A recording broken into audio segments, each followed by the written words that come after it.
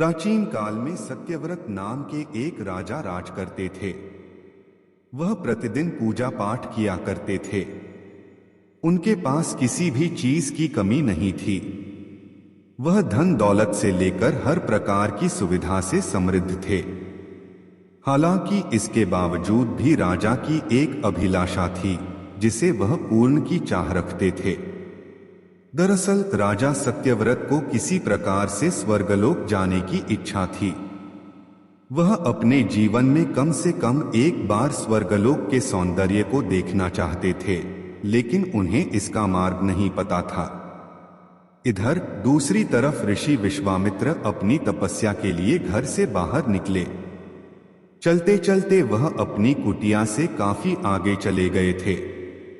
काफी समय बीत गया लेकिन वह नहीं लौटे। इस कारण उनका परिवार भूख और प्यास से तड़प रहा था। राजा सत्यव्रत को जब यह पता चला तो उन्होंने ऋषि विश्वामित्र के परिवार के पालन पोषण की जिम्मेदारी ले ली।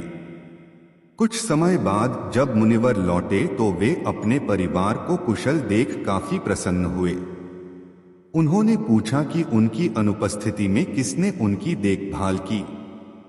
इस पर ऋषि के परिवार वालों ने बताया कि राजा ने उनके पालन पोषण की जिम्मेदारी उठाई थी। यह सुनकर ऋषि विश्वामित्र तुरंत राजमहल पहुंचे और राजा से मुलाकात की। वहां पहुंचकर उन्होंने सबसे पहले महाराज को धन्यवाद कहा। इस पर राजा ने ऋषि अपनी इच्छा पूर्ण होने का आशीर्वाद मांगा। राजा की बात सुनकर ऋषि विश्वामित्र ने कहा, बोलिए महाराज, आपको क्या वरदान चाहिए। तब महाराज ने कहा, हे मुनि, मुझे एक बार स्वर्गलोक के दर्शन करने हैं। कृपया करके मुझे वहां जाने का वरदान दें। राजा की प्रार्थना सुनकर ऋषि विश्वामित्र ने एक ऐसा रास्ता बनाया जो स्वर्गलोक की ओर जाता था। यह देख राजा सत्यव्रत बहुत खुश हुए। वह तुरंत उस रास्ते पर चल पड़े और स्वर्गलोक पहुंच गए। यहां पहुंचते ही इंद्रदेव ने उन्हें नीचे धक्का दे दिया, जिसके कारण वो सीधे धरती पर जा गिरे। राजा ने सत्यव्रत ने तुरंत सारी घटना ऋषि विश्वामित्र बताई। राज की बात सुनकर ऋषि विश्वामित्र गुस्से से आग बबूला हो उठे।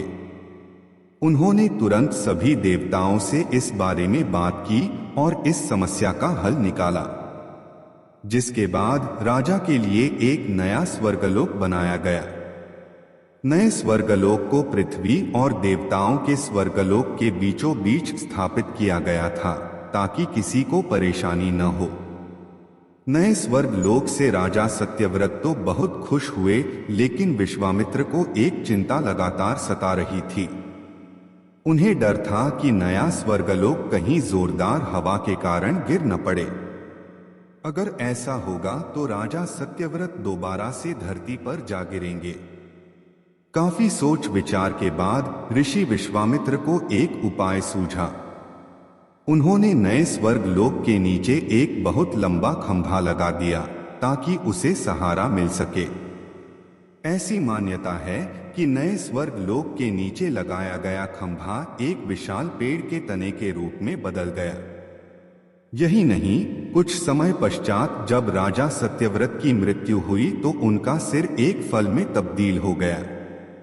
सभी से इस खंभे को नारियल का पेड़ कहा जाने लगा, जबकि राजा का सिर नारियल के रूप में जाना गया। यही कारण है कि नारियल का पेड़ इतना लंबा होता है। कहानी से सीख। इस कहानी से हमें यह सीख मिलती है कि अगर सच्चे मन से किसी की मदद करें तो हमारी हर ख्वाहिश पूरी हो सकती है।